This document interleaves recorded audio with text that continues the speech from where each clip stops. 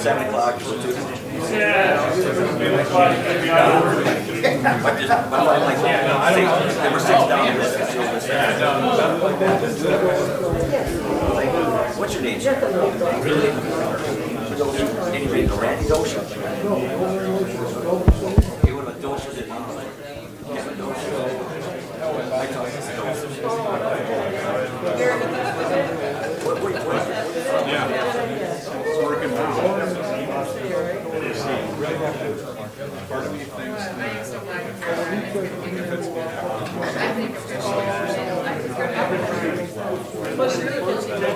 I want to look at it.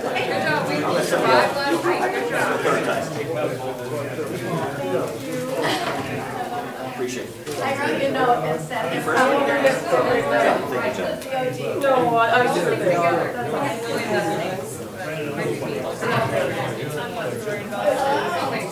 then my grandma's cookie was keep her finger in this paper. Off the, yeah, off the back of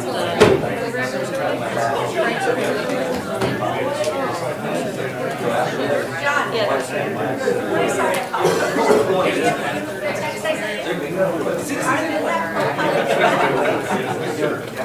Yeah, it's beautiful.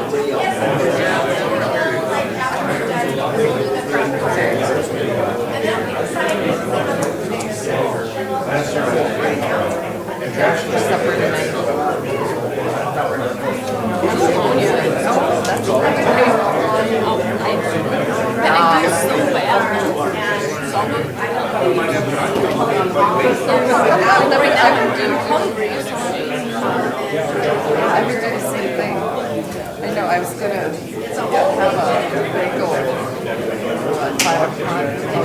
You had a bagel this morning. You didn't have a bagel. I did have 2 bagels in the day. no, I don't know. Tell them great.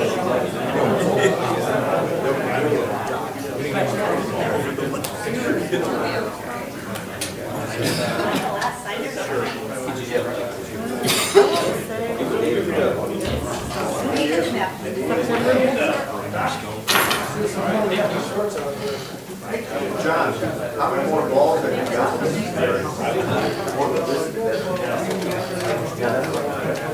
No, since 60 already. They'll be coming.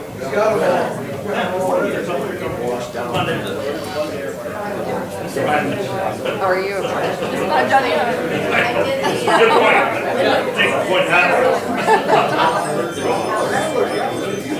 Started about 8, 10 in the morning.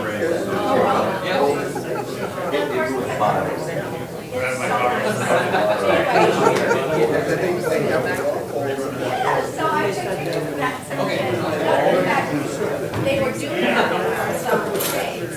And the guy I worked with, my parts, or not, my tank hour, he said, what is that? So I stopped recording.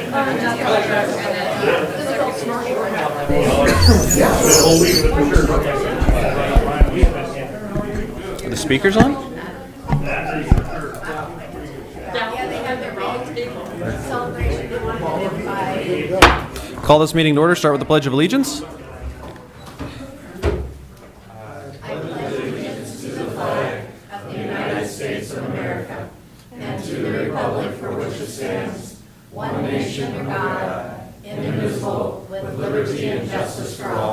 Next is invocation by First Lutheran. Okay. Roll call. Sabers. Here. Goldammer. Here. Dosher. McCardle. Here. Barrington. Check. Here. Baskey. Here. Sharp. Here. Smith. Here. All right, we have a quorum. Approval of consent agenda items. Items appearing on the consent agenda may be removed by a city council member for discussion at the beginning of the formal agenda items.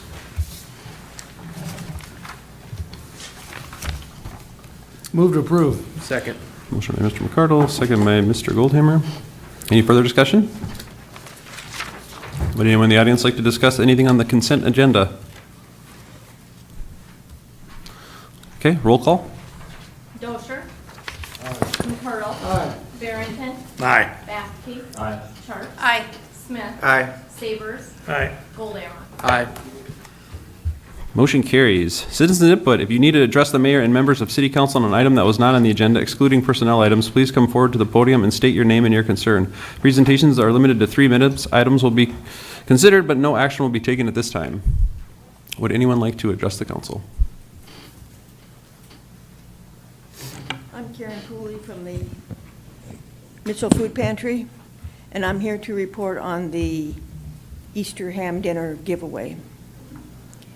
We had planned to give away 200 meals, and then on the Friday before, we got 42 hams from a donation, and so then we said we had to do 242 boxes, which we did. I think it all went well because I didn't see any uniformed policemen there. So we included in each box, besides the ham and a gallon of white milk, was 5 pounds of fresh potatoes and 2 pounds of fresh carrots, 3 pounds of fresh apples, a pound of fresh onions and 2 cans of green beans, a package of dinner rolls or a loaf of bread, a pound of butter or margarine, a dozen eggs, a package of cookies, Pepsi, and then a package of pinto beans with a recipe so they can make bean and ham soup. The value of this meal purchased locally with items that are on sale was $62.39. The 242 households came in 190 cars, and those households included 133 seniors, 268 adults, 249 kids, for 650 people that got an Easter dinner. Most came from Mitchell, but some come from Alec, Artesian, Delmont, Ethan, Fulton, Mount Vernon, Olivet, Parkston, Sioux Falls, Wagner, and White Lake. The 34 volunteers donated 100 man-hours on just that day to get the event done. So thanks to Dan for paying for our fees, for Josh for Thank you, Dan. closing the lot, the council for approving it, and all the volunteers who helped make this happen. Thank you to you, Karen. Thank you.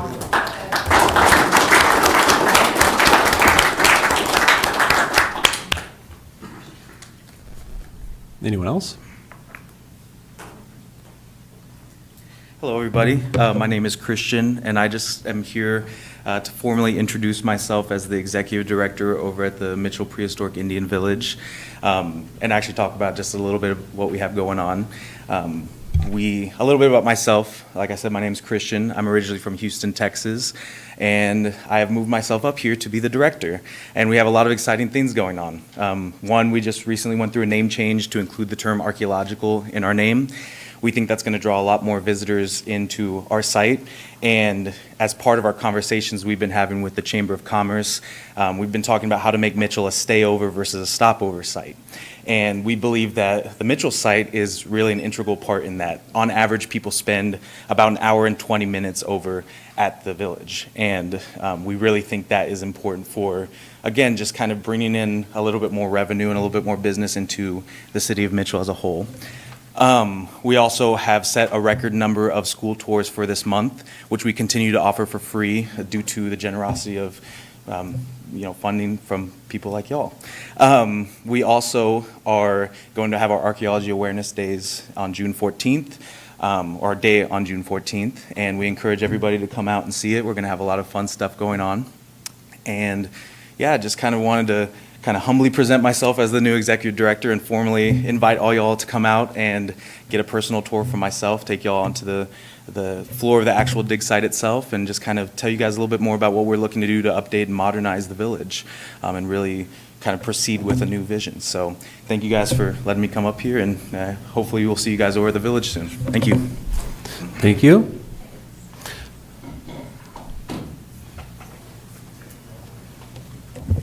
Good evening, Council. My name is Johanna, and I am with the Mitchell Chamber and Convention and Visitors Bureau. So I wanted to come talk to you guys tonight because this week is the 2025 National Travel and Tourism Week. So I wanted to talk to you about some ways that we're celebrating and some important stats when it comes to tourism. So first off, we are lighting up the Corn Palace red. If you didn't know, red is the national color that represents tourism. And then Visit Mitchell will be doing some social media promotions throughout the week as well. And just a reminder as we move forward through these stats, tourism is the second largest economic driver in South Dakota under agriculture. So tourism is very important to our state and to our city. So starting off with some statewide numbers, in 2024 we had $5.1 billion in visitor spending in the state, and that generated $399 million in state and local taxes. And then kind of breaking it down into Davison County, I know I've shared these numbers before, but I wanted to reiterate. We had $118.4 million in visitor spending, which is a 3.3% growth from 2023, which had $114.6 million. So that $118.4 million generated $9.1 million in state and local taxes. And this is money spent by people who live 50 miles and farther out of Mitchell. They come here, spend their money, and it helps generate tax revenue for us from people that don't actually live in Mitchell. So we market to both regional and out-of-state groups, and we target people who we know are potential visitors to the area. And all of this data we get from Travel South Dakota. It's all available online. If you go to their economic dashboard, you can view all of this data on there. And Travel South Dakota, if you didn't know, it's our state tourism office, so we work very closely with them. And just to wrap it up, I just think these numbers show how important travel and tourism is to our state, and I want to thank the council and the mayor for supporting what we do. Thank you. Thank you. Anyone else? We've got a long list today.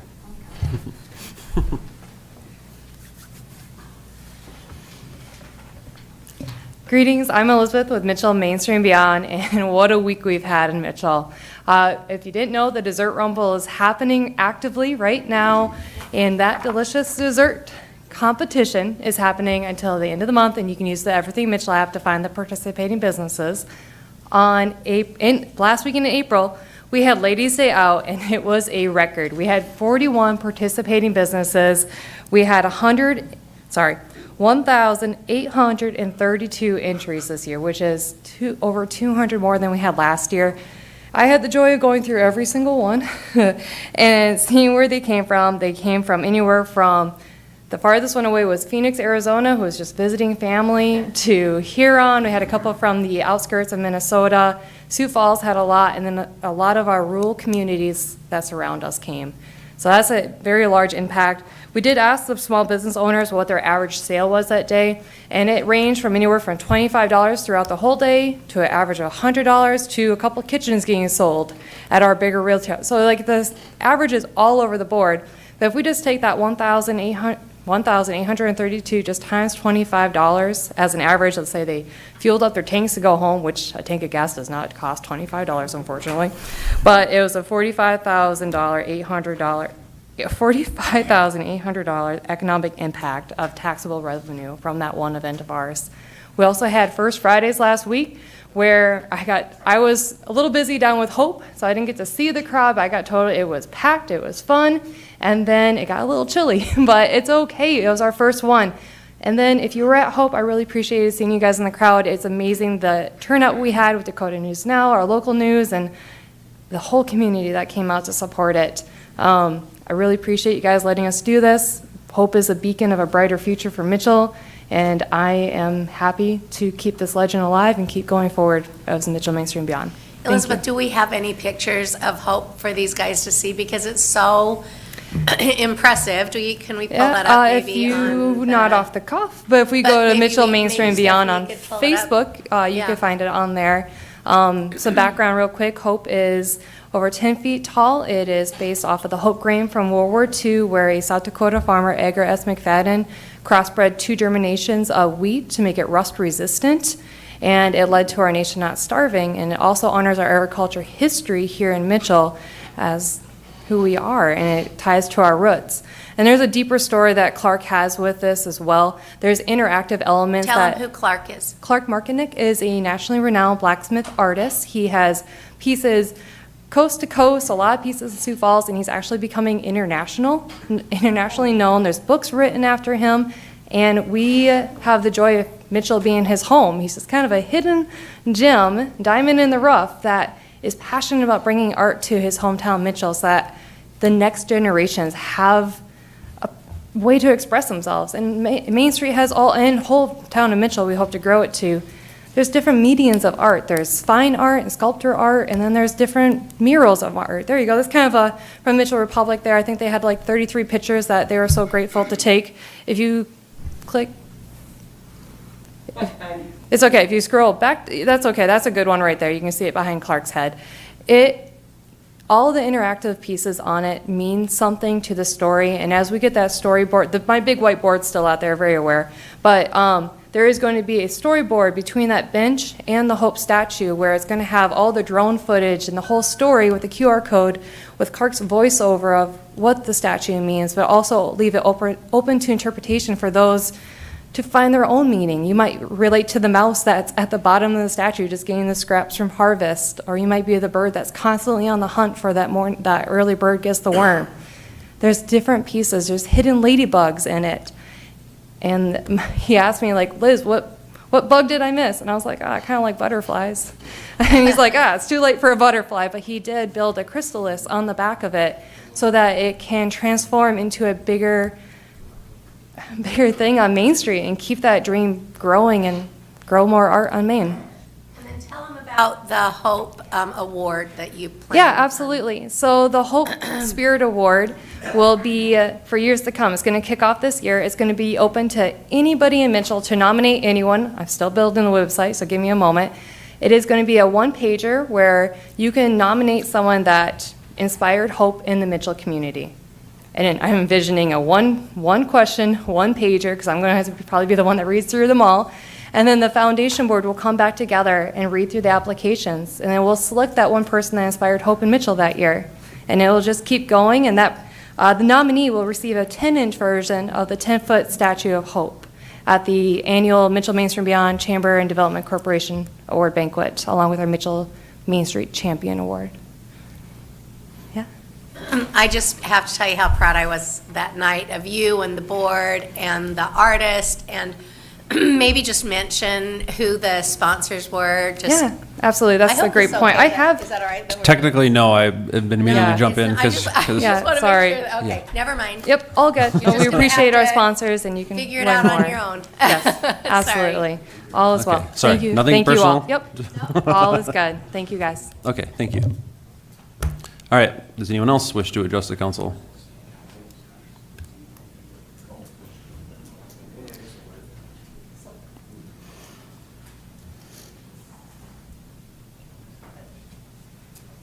Okay, this is my third time, 3 times the charm, I guess. My name is Tom Fergan. We were able to buy a lot, number 1, on Indian Head Development in 1976, with a beautiful view of the lake, and still have that beautiful view. The city council speaks for the people of Mitchell. I was told, you cannot trust someone 100%, you're going to have a problem. I am concerned about those who with limited income can afford to buy a fishing license, who spend time fishing Lake Mitchell as their way to relax. These are the same people who do not have the income to go on extended vacation outside of South Dakota. I am concerned that these people today who are catching fish will not have any fish to catch once the lake is drained. Fish habitat will be destroyed. Some are estimating it'll be 10 years after the lake has been dredged before there are fish to catch in the lake again. I am concerned about lakefront houses that are up for sale today. Many bring their grandchildren here to jet ski to enjoy fishing from the retaining walls. I am concerned about knowing Firesteel Creek starts from Western Spring, flows into Lake Mitchell, cattle drinking out of the Firesteel Creek. I am concerned there will still be the blue algae after the lake is drenched. I am concerned, why are you draining the lake first and then asking for bids? Aren't you putting yourself at the mercy of the contractors? Last year we had 10-inch rain in June. Our neighbor's deck was covered with a blue algae film. Years ago, we extended the height of the spillway. Our biologists told me we should have kept the height at the level it was at, so when you get a rain, you can wash the algae out of the lake. Last June, after 10 inches of rain, the lake was in good shape because a lot of blue algae washed out. I'm concerned about those who have 100% certainty in this project that the dredging project will work out as predicted. On paper, the engineer convinced this project is what we need. If Mother Nature does not give us, if Mother gives us a drought, when will Lake Mitchell be at a current level? Thank you for your listening to me. I appreciate it.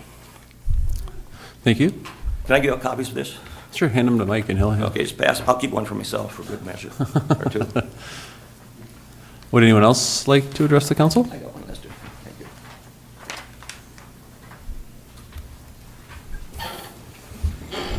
you. Okay. Next is mayor and city council discussion items. I have one. Now you have unlimited time. Thanks for the tip, Justin. So I'd like to have Elizabeth from Mitchell Main Street come back up, because there are just a few items of unfinished business that I'd like her to tell you about Hope. Maybe talk a little bit about the sponsorships, because I think that's really an important aspect of this. Yeah, absolutely. So we had the foundation sponsors that helped immensely make this happen, which was Plains Commerce Bank, Clockworks, and the Adamos family. We had some new era sponsors as well, which were the Mitchell Area Charitable Foundation and the Mitchell Area Lions Club. And then we had some smaller donations from Buchelman Family Insurance. The city of Mitchell helped us greatly with the bump outs and making this possible. What's the engineering names, Joe? McClary Engineering, that helped us make the bump outs possible. There's a lot of entities that came together to make Mitchell's Main Street that next step into the future and revitalizing it down there. One of the things I wasn't aware of until I saw your post was the process that it took to put it in place, which was really impressive. Do you want to just talk a little bit about that? So Northwestern Energy, they have Building a Brighter Future in our community, and they reached out and asked if we could use a hand installing this 500-pound statue, which they have the right tools to make that a very easy job, thankfully. So they had 7 of their team members out there with a very large truck. Don't hold me to what that large truck was called right now, but they picked it up. We got a great photo opportunity with Hope in the middle of the air with the Corn Palace in the background, and thanks to their equipment, we were able to install it smooth as butter that day.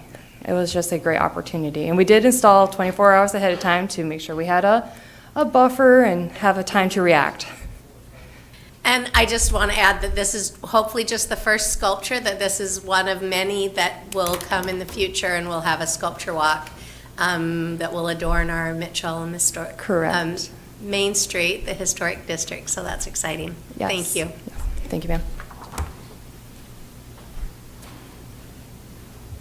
I just want to, I went to Armour the other day to purchase some trees, and Joe, correct me if I'm wrong, but they're putting water pipe in the ground. Yeah, they probably had a quarter mile in the ground already. And I was surprised. The Randall thing? Yeah. Huh. They were going under 281. Really? Yeah. Huh, very interesting. Okay, anything else before we move on? Alrighty, Board of Adjustment, entertain a motion for the City Council to recess and sit as a Board of Adjustment. So moved. Motion by Mr. Goldhammer. Second by Mr. Bathke. All those in favor of the motion say aye. Aye. Opposed, same sign. Motion carries. Action to set the date of the Board of Adjustment hearings, 5/19-25. It's for all of these. Move to set the date. Second. Motion by Mr. Goldhammer, second by Mr. McCardle. Any further discussion? Would anyone in the audience like to discuss this? All those in favor of the motion say aye. Aye. Opposed, same sign. Motion carries. reconvene the city council, entertain a motion for the Board of Adjustment to adjourn and the city council to reconvene into regular session. So moved. Motion by Mrs. Turks, second by Mr. Barrington. All those in favor of the motion say aye. Aye. Opposed, same sign. Motion carries. Roger, music presentation on visitor spending. Roger has asked us to give us a presentation on visitor spending. Well, Mayor and City Council, you're up to listen to me one more time. The last time I was here, we had a presentation by the tourist organization that indicated that Mitchell had received, I think it was $114 million in visitor or tourist revenue, which was a tremendous shock to me.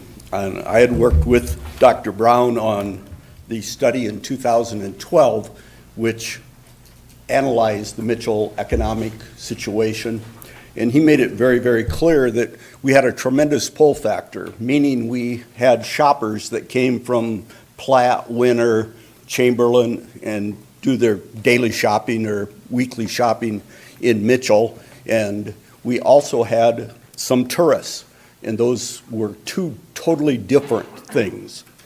And I think up until the last week, anytime you heard people talk about tourists, they talked about the revenue from both of those organizations instead of, what is the tourist revenue and what is the regional visitors. And I decided I was going to figure out what the difference is. Dr. Brown told us we need to make sure we count those as different numbers, and they should be marketed to totally differently too. Can you real quick just tell everyone at home who Dr. Brown is? Oh, sure. Dr. Brown was the South Dakota State economist for many, many years. He was a professor at USD, was 15 or 20 years, was the #1 economist in South Dakota. And he had done the study. We hired him at the development, I believe, and he did a real nice study for us, and I made sure all of you guys had that in the last couple of meetings, because I don't think you can make good decisions without understanding the Mitchell economy. And he attempted to explain the Mitchell economy to us, and his #1 recommendation is we should promote jobs in Mitchell that are high-paying jobs and bring money into Mitchell. He always used the example, if you're trying to improve your economy, you don't necessarily go recruit more barbers. You recruit more businesses that will bring heads to Mitchell, and that will automatically bring more barbers to Mitchell. And he had a very elaborate presentation, and he got all of his numbers from the state website on the labor that is spent in Mitchell. How are the labor dollars that go to, that people pay their employees in Mitchell in the different categories, and you can get that from the state website. Anyway, I was shocked when I saw that $114 million, because I had sat through Dr. Brown's study, and he didn't have it anywhere close to that. He had high regional spending, but not very high tourist numbers. So I got my son Cody to write a program, and he went to the state website and pulled all of the state numbers for sales for South Dakota for different towns in different categories for a couple of years. I think he did 23 and 24, or 22 and 23, whatever was widely available. And he wrote a program where you could go in and figure out what was summer tourist type sales and what was non-tourist type sales. And if you look at the second page of what I handed out to you shows after we did the study, I got to thinking, well, I should ask ChatGPT how we should do this analysis.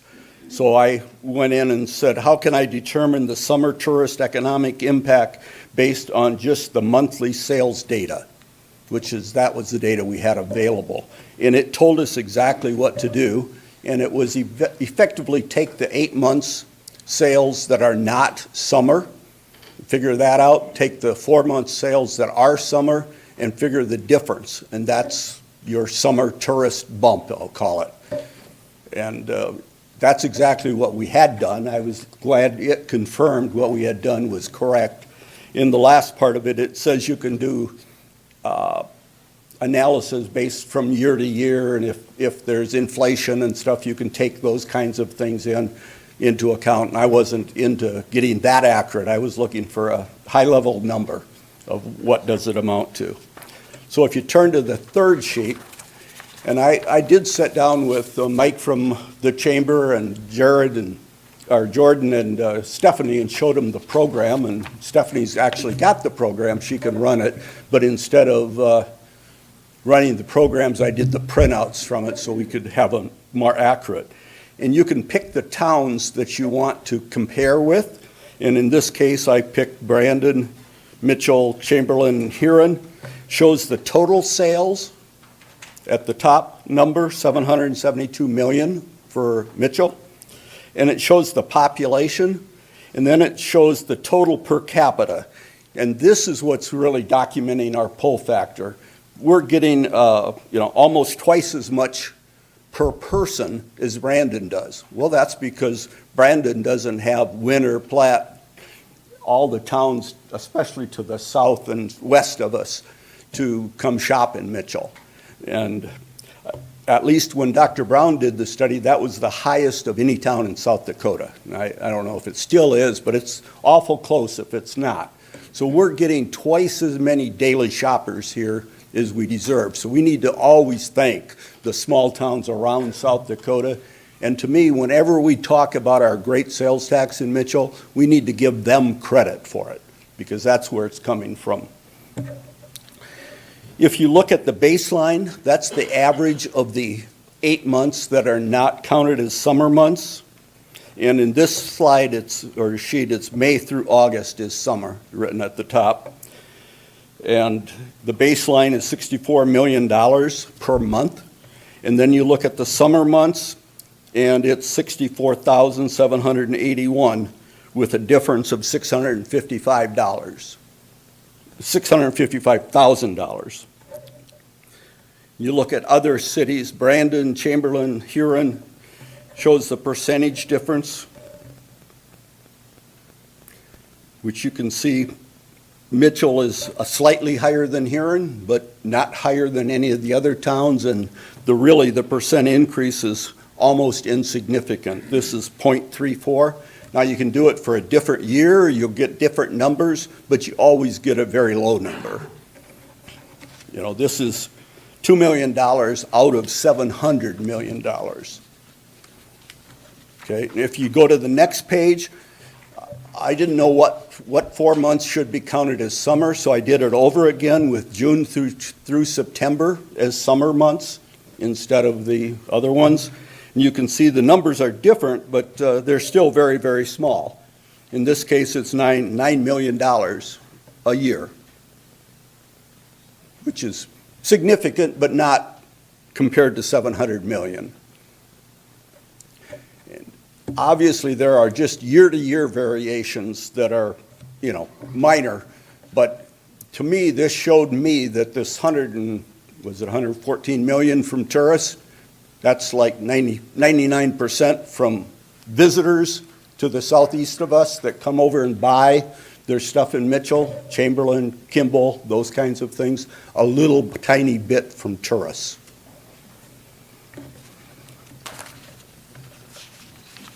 Does people understand what I did here? Because I tried to keep it as simple as possible.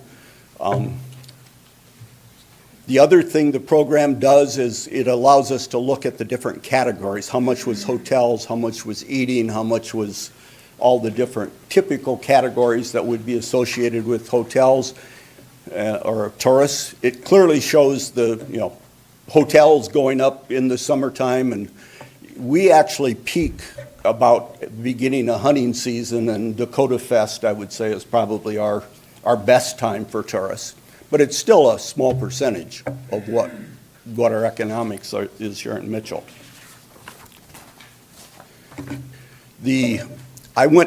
After I did this, I said, well, how can I be so much different than the state of South Dakota. I went to their website and I found the little tiny print that says anybody that travels more than 50 miles or stays overnight, they classify as a visitor, which I don't think, if I asked 1,000 people in Mitchell, you know, where are tourists coming from, nobody would tell me Chamberlain. I mean, no, I don't think any of us count that as tourists. We count that as regional visitors. Hell, there's people in South Dakota that go more than 50 miles to school. So as far as I'm concerned, when the state says, you know, they're the second largest, tourism is the second largest industry in South Dakota, that's totally false as far as what the general concept of what a tourist is. You know, from their standpoint, every time you go to Sioux Falls, everything you buy is counted as tourist revenue.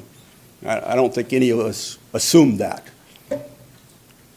Dr. Brown was very clear in his study, you need to differentiate between the two of them because they're totally different, a tourist and a regional visitor. So what do you think is the second leading In South Dakota? revenue generator? Oh, I think you'd probably just see what number 3 is, and then yeah, call that number 2. I don't know what it is, but it's whatever number 3 is, but they're not advertising that they're the number 3, where the State Department of Transportation, they're advertising that as the big deal, and I think it's totally false. I don't think there's anybody that would count when you go to Sioux Falls and buy something that you're a tourist. And as I say, Dr. Brown, who was a state economist for 20 years, made it very, very clear that you need to differentiate between a regional visitor and a tourist because they're two totally different things. I have a quote on page 3 that I thought was very appropriate. If you start fooling your shareholders, you will soon believe your own baloney and be fooling yourself as well. And I think that's where we're at. That's a quote from Warren Buffett. The reason I think it's really important is we in Mitchell have heard how tourism drives our economy for the last 50 years. Dr. Brown was an attempt to try to get that down to what really drives our economy, and he told us, I think over the last 20 years we forgot, and a lot of people have changed, and understandably. But if you don't understand what drives your economy, you as councilman, mayor, can't make good decisions of how to improve our economy. And the people, when they have to vote on something, they've got incorrect information because they think tourism is the most important thing in Mitchell. And it just isn't.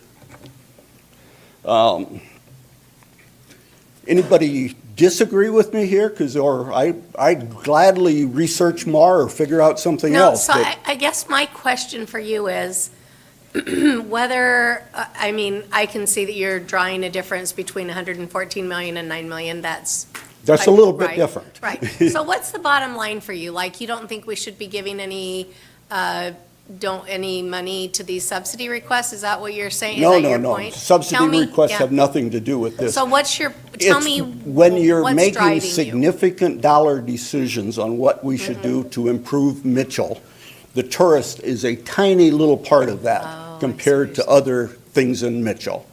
And I went ahead and I got Cody to write some more programs for me to go into the state labor website where they have all the labor dollars by different categories, which is the statistics Dr. Brown used when he analyzed Mitchell. So he went into that and we generated a bunch more information.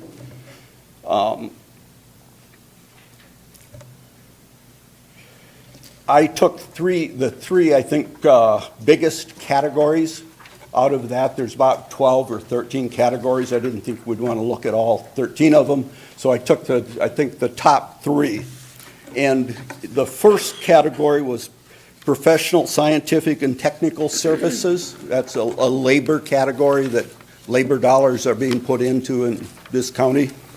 And that category by itself went up 94 employees from 2020 to 2023. And 2024 data wasn't available or isn't available yet. The wages for that category went up from 27 million to 51 million. So that's like 10 times as important as the entire tourist industry in Mitchell, because those are all labor dollars that get spent. Those people get it in their paycheck and they go buy things with it. Now, there's a few that save some money, but not a lot. Average wage in that category went from 60,528 to 94,484. Well, that's exactly what Dr. Brown told us we should do, is recruit those kinds of people to Mitchell. And if we recruited, let's say in the next couple years, another 100 people, well, that's another 50 million. And it's 50 million every year. It's not a one-time, it's 50 million every year once they're here. That's what's going to drive our economy and make it better. So I took the other place I think we've done well in is construction. If you look at Mitchell, we've got Muth Construction and Cromer and many other contractors in Mitchell. In that category alone, we've increased 181 employees, a total of $18 million. So just in the construction side, we're 2 or 3 times what the tourist income was. So if we could go out and get Muth to expand, Cromer to expand, or other companies like that to come in over the next few years, that's another $20 million to our economy. And the third category was healthcare. And this one has an increase of 32 people, but it has a lot of them. I mean, it had 1,916 people and went to 1,948 people, 32. Wages went up 14 million a year in healthcare. So if you look at those 3 places together, or 3 categories together, they've added 307 employees, which I figured probably is in the neighborhood of 460 people, because most of them have kids and those aren't counted in the labor side of it.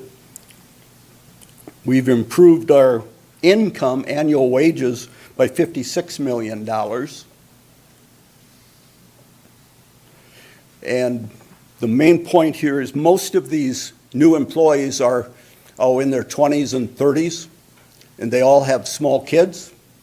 That's the most important thing we can do, is make it easier for those people to recruit people that want to live in Mitchell and to keep the people that are here so they want to stay. And that's a quality of life thing. And we've done a pretty good job. I mean, we have great parks, we have a lot of things like that, but we got to continue that. When you talk to these people, you know, and you ask them, what do they like about Mitchell? What have we done that's best? Usually the first thing is the bike paths. I mean, that's the number one thing they all say. And by the way, I think every one of you should be talking to 20 of these young people that are in this group and figuring out what they want. Because when you're spending dollars that they're going to have to pay back. By the time whatever the big project is done, we're probably all going to be gone. Somebody else is going to be paying for it. So we should be doing things that they want, not necessarily that I would want to see.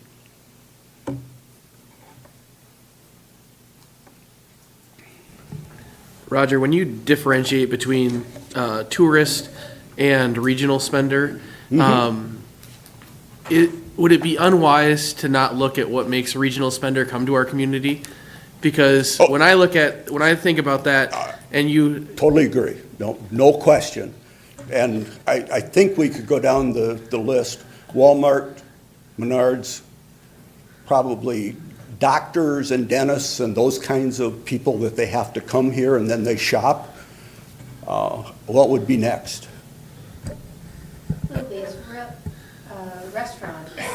Yeah, some restaurants, yep. I mean, I think the thing that I think draws more people to this town from the surrounding communities is their kids play games here. Baseball, basketball, football. Their kids come to this town Sure. to play those games, spend that money. We're gonna have Yeah. dinner in Mitchell, we're gonna buy Yeah, the thing at most- Walmart, whatever it is. Most of the little towns I'm thinking that are here, like Platt, for example, they may come here once a year to play a game, but they're not playing most of their games here, you know.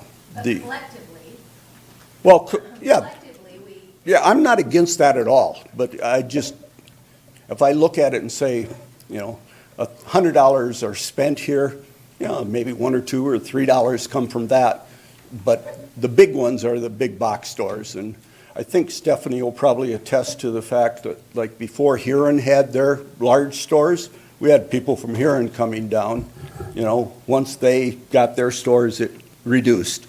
Correct, but also when we did the Buxton study, we saw the number one sales for sporting goods came from Aberdeen, Watertown, Pierre, Rapid City, Sioux Falls. Okay. A lot of those areas Sure. that play regional sports here, or Yep. kids tournament Yep. kind of stuff. I'm all for kids' tournaments. I'm not at all against it. But when I look at, you know, if I went out to Menards today or Walmart today and started looking at license plates, I think you'd find a large quantity of them are from the south and west of Mitchell, just because those people don't have any other big town to go to. Where you go east, maybe it's from Ellick and a little bit this way. When you get to Salem, those people might be going more to Sioux Falls than they are to Mitchell. But they're all good. And I'm not implying that any of these dollars are bad. I just want to know why they're here, and I want to have an honest view of what tourism is and what a regional spender is. And we need to make sure when we talk about our super good sales tax, we're giving those people credit for it, the towns, the small towns around Mitchell.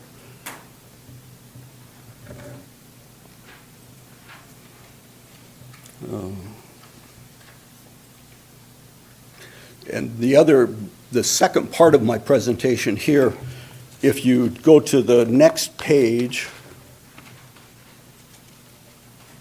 can't get my pages separated here. This one here. Okay, this is another printout that I had Cody do for me.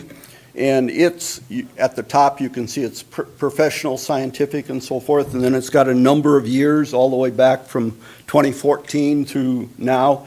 And if you look at the bottom, you can see the average of the total wages in that, or the total wages in that category. Say in 2023, it's 51 million down at the bottom. The next line down is the average wage per week.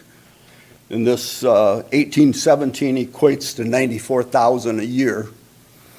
I wish I'd have done those per year, but they were weekly numbers. And the bottom one is also very, very interesting. It shows the number of people in Mitchell in that category. And you can look back and see the growth over the last few years. And the graph is, the green line is the number of employees, the orange line is the average salary. So you can see the last 6, 7 years, the salary has went up significantly in that category. And it's mainly just because technical people are hard to hire, so they have to pay more to get them to move here. And the blue is the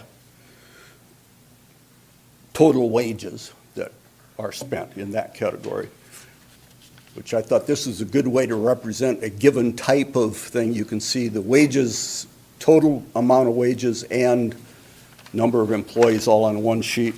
Next one is the same thing for construction.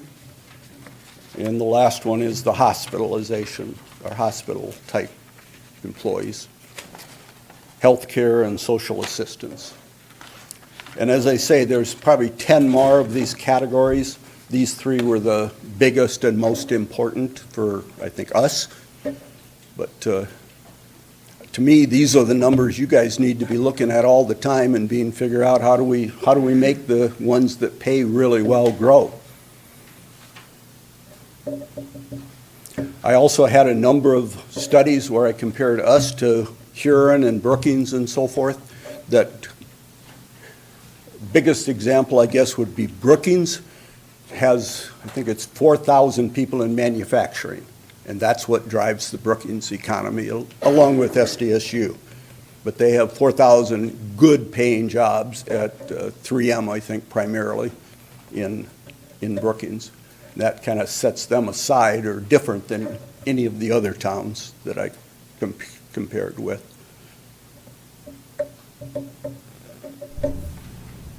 The one I did notice, I think the number of people that are in food service, what's the title? Food service and hospitality is actually down the last couple of years.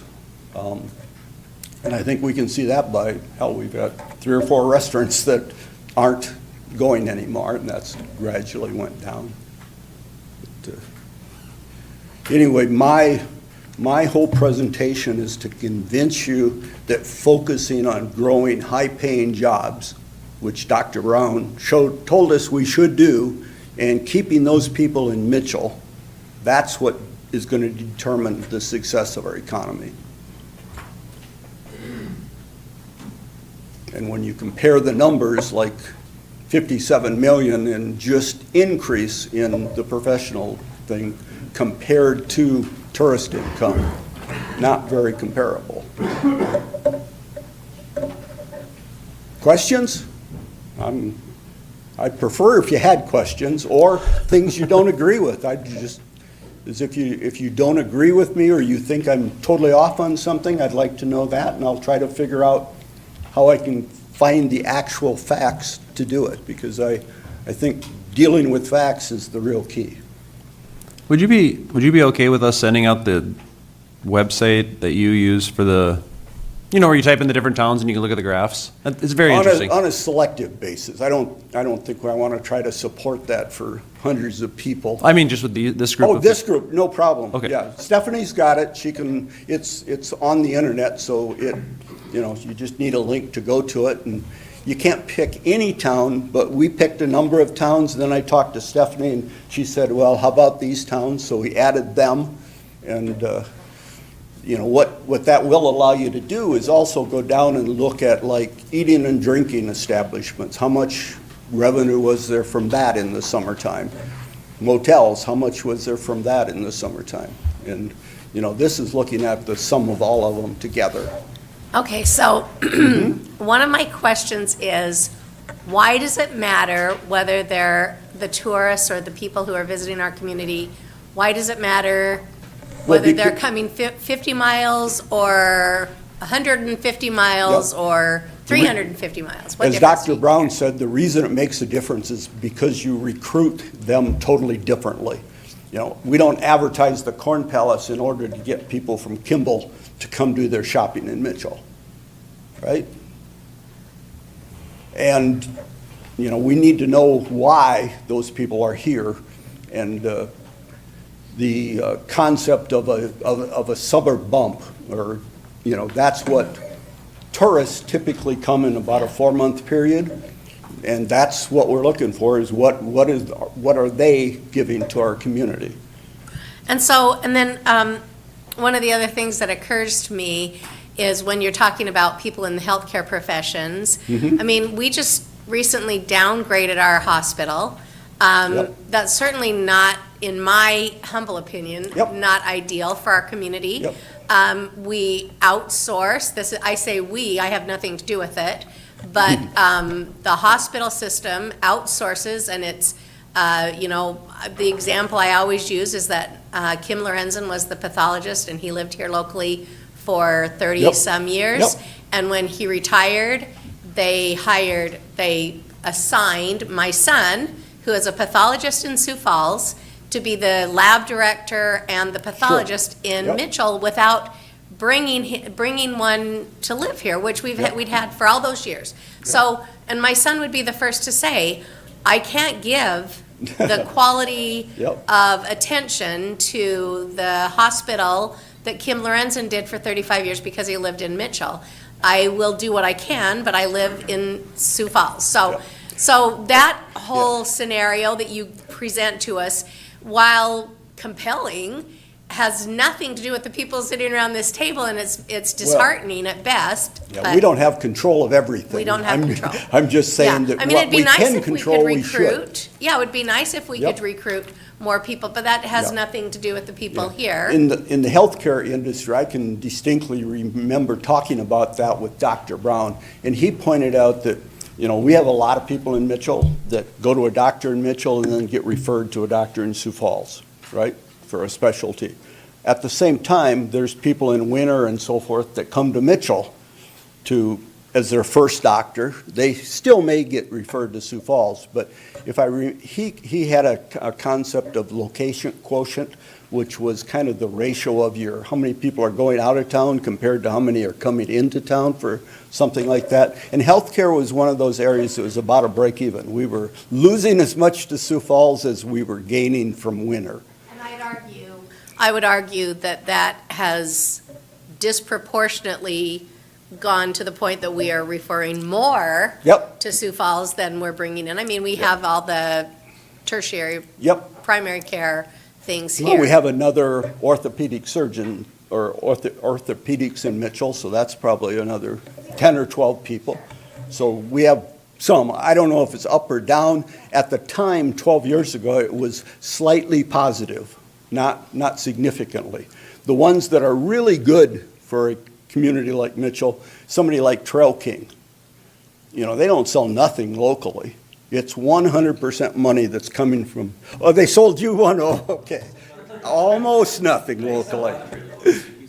Well, compared to their total, it's not significant. If you look at like Vantage Point, well, they probably work for Mitchell Telecom, but they work for 500 other people all over the U.S. So he called those export industries. They're industries that export their product and bring money into your town. And then there's other businesses like a barber that kind of circulates the money in town. If you want to improve your economy, you improve the companies that do exporting, because that's the new money that comes to your community. And some businesses are doing both, like hospitals, or let's say you take Pitts. They probably do, I'm guessing now, 80% of their business outside of Mitchell and 20% of it in Mitchell. And what it amounted to is he had a way to look at the entire state and figure out how many total dollars are being spent in that one area, and were we getting a higher percentage than we should based on our population. So if it's hard to explain, but it's a process that figures out what percentage of a business is exporting. And there are other businesses, I'll say Vantage Point, pretty much all of their business is labor. I mean, they don't really sell any products, so it's 100% labor. So whatever they bring into the community, a high percentage of it goes to the employees. Where if you take Walmart as an example, I would almost bet if they sell $100 worth of a product, maybe $4 stay in Mitchell to pay the employees in Mitchell, $60 go to China to pay for the product, the rest of it goes to corporate to pay for their overheads, but a small amount stays in your local community for labor. And there was a category for retail that showed the number of people that we had in retail. And by the way, this is all based on the state numbers, which I think are far from perfect. They're the best numbers we have, but I don't think you can say that it's perfect down to the dollar. Yep. Is it okay if I give a real world Yep. scenario? So I was invited to Vantage Point to meet with some of their younger, my age, I guess. I don't know if that's younger, but 30 to 40-year-old professionals, and ask what they wanted to do. And I have a picture of the list of the things, and a lot of the stuff is, one is indoor playground for kids, another one is an indoor park for kids, and then another one is an indoor sports complex. And that was like 50% of the stuff they asked for, So I think what Roger's trying to get at is that's, if we want to support those high-paying jobs, you want to support those future generations, and then this is what they're asking for. So when we make decisions, Yep. you're asking to take this information into consideration heavily, right? Is that the easiest way to say it? That information, plus I'm encouraging every one of your council members to go out and talk to those people. Get 10 of them together at some business and ask them, what do they want? I spoke at Leadership Mitchell, and I will say that one of the big discussions that we had was, we need affordable housing. Oh, definitely. So that was Yep. what they wanted, was they wanted to be able to buy themselves a house. Yeah, they want affordable housing, economical daycare, and good jobs. Yep. And something to do for their kids. You know, the indoor facility to play in the wintertime. Summertime, we got a lot of things to do. Wintertime, it's pretty tough if you know, got a 5-year-old kid. One thing I just thought of on the way down here, and I drove past the rec center, and it always bothers me when I drive past somebody like the rec center and there's nobody in it, even if it's open. Maybe we should consider that it's free. You don't have any charge to go to the rec center, and we get, 5 times as many people there doing things. The swimming pool, we got a great swimming pool. When I look at it, a high percentage of the time, there's nobody in it. That's not something I like to see. I like to see people using our facilities. Not to discredit what you're saying, but one interesting thing is, I feel like, what's the number, Kevin Nelson? How many people are members of the rec center? It's like 4,500. Yeah, it's great. Which is like, Yep. that's a big number.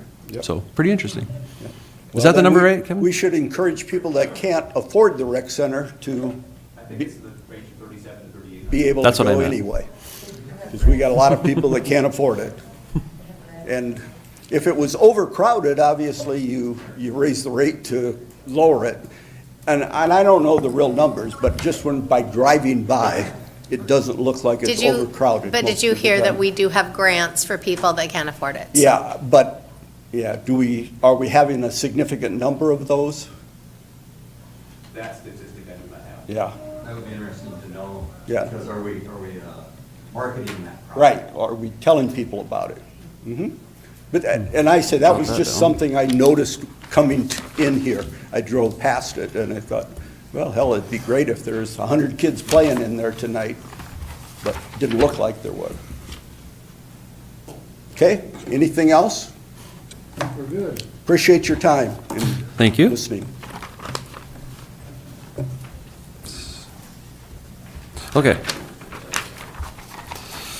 Action to approve application of Blarney's LLC doing business as Blarney's Sports Bar and Grill for special event malt beverage and South Dakota Farm wine license located at Cadwell Park for June 14th, 2025 for the first annual Blarney's Amateur Baseball Classic. Move to approve.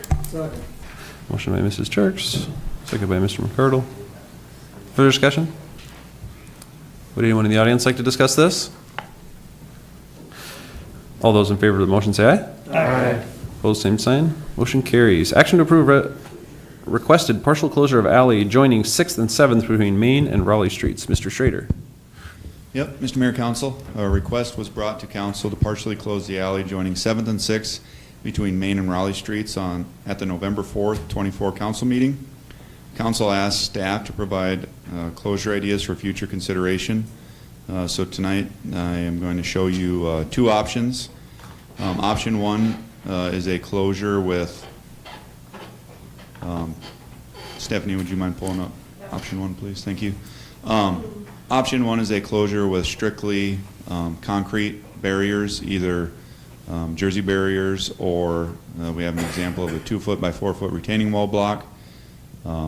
Mitchell Main Street and beyond would be partnered with in either option to help us decorate these areas. So you can see we're still utilizing both parking lots, so it shouldn't inhibit either of the parking lots. Access will be able to flow through those obstacles freely, so say a wheelchair or people would be non-obstructed. Option 2, the only change is showing a swing gate, which could be unchained if needed to get through quicker.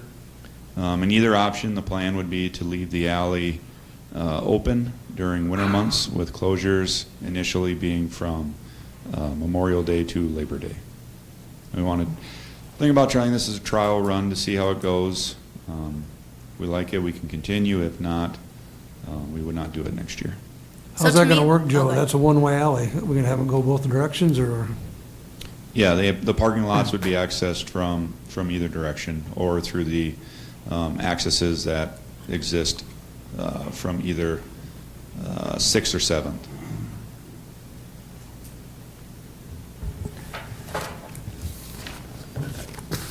I'm going to move to approve option 1. Second. Now that there's the. Motion and a second. Further discussion? Sorry, just following the rules. Perfect. The reason I think 1 is better is because we're looking at this potentially as a temporary thing, that before we put something into the ground, it makes sense to make sure we like it. And I would always be okay with coming back to look at option 2 once we're happy with it.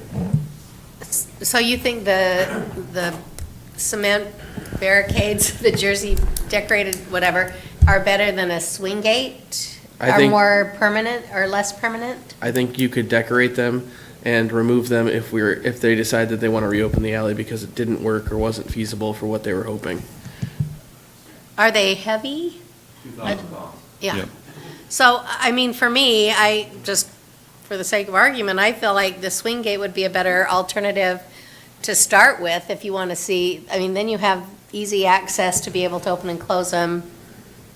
If on year 1, we find out that, oh, you know what, this is probably not a good idea to have this completely blocked off, the swing gate seems So the like it. cement barricades are not going to be permanent. They're just going to be dropped there. And if we need to move them, just grab a forklift and scooch them off to the side.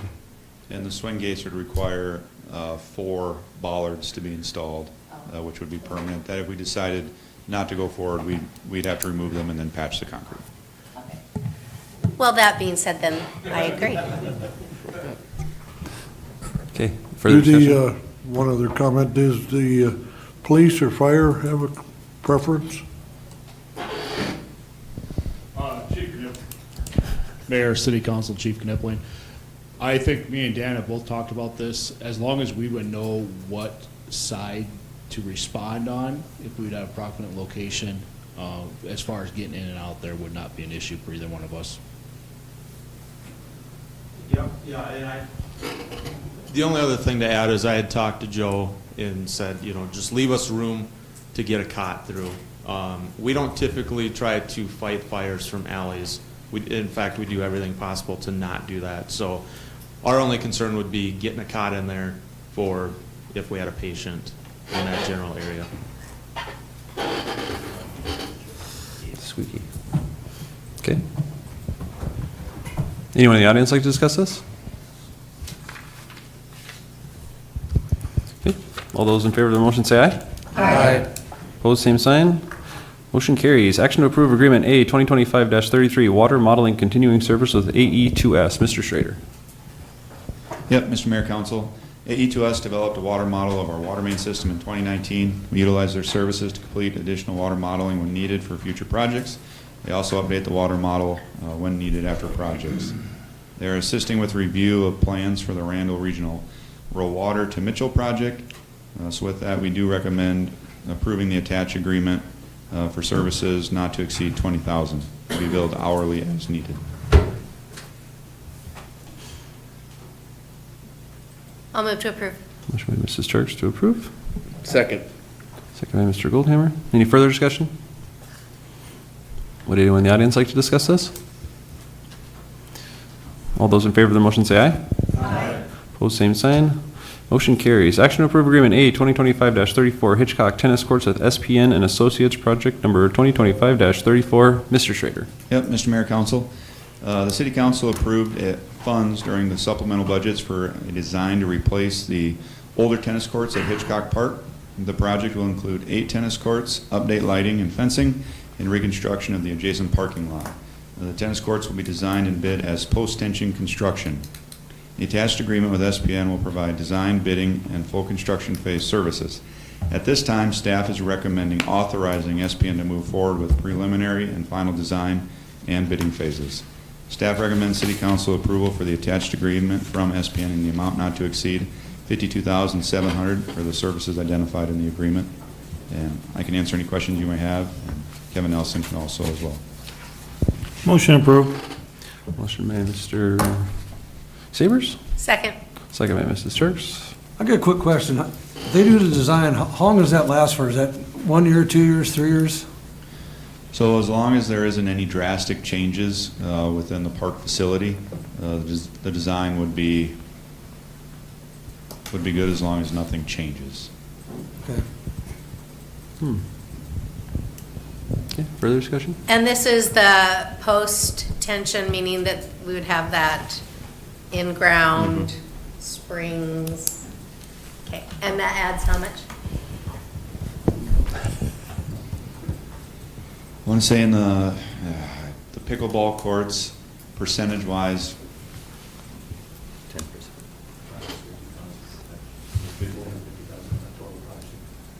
yeah, so it's 10%? an additional 25 to 40%. Oh, wow. Joe, I thought it was another $60,000 and it was a $600,000 project. Yeah. Well, I'm talking just weighing the concrete versus if you give me a few seconds. Going from regular to post-tension. Right. Oh, So I see. those were broken out separately. While he's looking that up, I want to make a comment. I was asked to make a comment about if we move forward with doing this eventually, we have no lights on the 4 newest courts. Correct. So if we were to take these out in the summer months, it would be very detrimental to the tennis association because of the adult leagues, the rec runs it during the day. They have some kids that get lessons and whatnot. So they felt like they should pursue getting lights in first on the other 4 courts, the newest 4 courts. The west side? The west 4, the newest 4. So then they would have, I don't want to say 24-hour day, but there's a lot of times you go by there at night and there's people playing with the lights on. And a lot of times the lights get left on too long. But they just wanted me to make sure that that was possible. And I know that you had shared an email with the group today, Kevin, and they think like the questions that they're asking aren't being answered. They're being kind of, I don't want to say avoided, but nebulous was the word they used. Like, they never really get a true answer when they ask something, and then they want to know, like, where are you at with the school district as far as what are they willing to help with this? Because this is a large project. I mean, and if you've looked at the engineer's estimate, it went from 750 to 2 million. We're doing a parking lot and everything all of a sudden, and I was like, whoa. So the first estimate was our internal discussion on what we thought it would cost to remove and then rebuild concrete, thinking we could reuse the fencing and not even talking about the parking lot. And lights, they were questionable to start with. There's still issues with the lights out there. Going back to this actual design, Jeff, when we were out there with him, Jeff McCormick from SPN, talked about several different things with us, and we with him. Number 1 would be adding 2 courts to the end of 1 through 4, going back to the east, so making that a 6-court complex as one option, adding 4 to the north, going over toward the band shell, or rebuilding the 8 that are there, understanding the lights. But they're going to show us, for us, what a bird's eye view, let's say from 100 feet above, of what all of those things could look like without getting into the details of designing each of those for us. We will then, Joe and I and the mayor and Stephanie, discuss those, taking into consideration Mitchell Tennis, Mitchell High School, and all other users to see what's going to be the best solution. And we'll come back with a recommendation on what we believe should be the best route. We haven't decided internally. Okay, I knew you hadn't decided internally, just the number was very startling to them and to me too. Us and too. I felt like, I don't know where Jeff came up with some of these numbers. It was just to get to the job site, 210,000 for mobilization. I'm like, wow.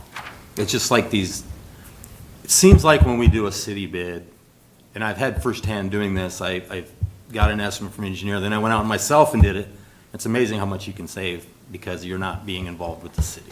I don't think we're getting our best foot forward on our bids, and it goes back to the light pole bid on corner of 7th here. By rejecting it, rebidding it, we got a better bid, and I think it was kind of, we got more bidders, I think, too, at the time. So, and I know we had a lot of pickleball bidders, so I'm excited to put it out to bids to see if we can afford to do it or if we can move forward and what kind of money the different groups can bring to the table, because it's going to be a necessity. to do that, because it is an expensive project. And I think you as council need to determine how much you are going to request from school and other users to make this happen. Is it going to be 50%? Is it going to be a lower percentage than that? That's what I need to tell them. I had a conversation again with the AD at the high school today. Good. Just to say, what can you bring forth? He said, well, it's going to come down to business manager and their school board and the superintendent, what they believe they can afford. And I talked with Stephanie earlier today too about, would this be bonded? Again, up to you. Are we going to just pay for it outright? And then there still could be a payment plan where the school district can pay back. Again, I'm not trying not to speak on their behalf, but we would allow that. I'm assuming you would allow that for the school district to pay back any cost that we felt they needed to pay toward this construction. Yeah, and they're getting ready. I believe they do their budget in June. I don't know that for sure. Right, so we'd be looking at a 26-27 budget for them because their fiscal year 26 is starting in July 1. Right. So I guess on the same topic, there was a tournament this weekend. 116 kids and about 300 people attended it. So these courts are being used. It's not like we only have 50 people using them and stuff. So I had actually asked them to get a drone picture for us, and they didn't do it, just so we could understand that this is just one tournament of the boys, and I do think they do 4 tournaments, and then the girls do 4 tournaments, so, and then the adult league. So, but I understand it's a lot of money. Joe, is that the final estimate from the engineer, or will that be revised as they do the design? Yeah, it is their original, their first engineer's estimate. Typically, you want that to be 25% higher than what you think it's going to be, just for estimating purposes. So this project, you don't want it for dollars right now because the project will be bid at a minimum the fall of this year, so we don't know what next year's numbers are going to be. We obviously want them to come in under what the estimate is, so that way we have contingency on the project in case something comes up that we don't know about. And it always seems like when you get into these projects, the original estimate, because it is just a high level on paper, there's always something you miss or that you should have included that's not, so you want some extra dollars in there to take care of those items. So is the estimate high? Yes. And the reason is you want it high. Back to your original question, the post-tension was roughly 25% more.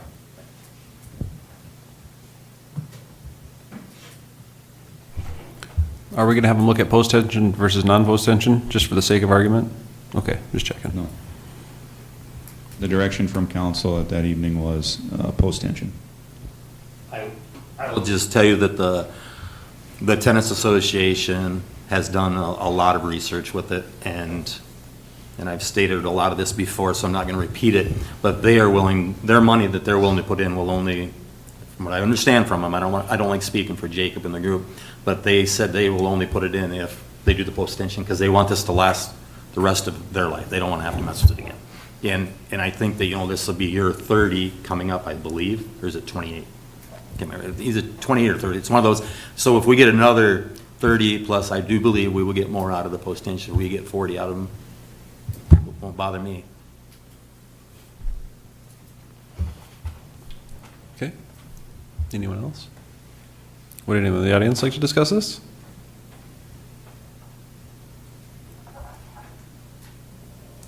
Okay, so we have a motion and a second. All those in favor of the motion say aye. Aye. Opposed, same sign. Motion carries. Action to approve Resolution R 2025-31, amending water and sewer rates for 2025 by implementing a surcharge for CW 13, CW 15, and DW 08. Ms. Elwine.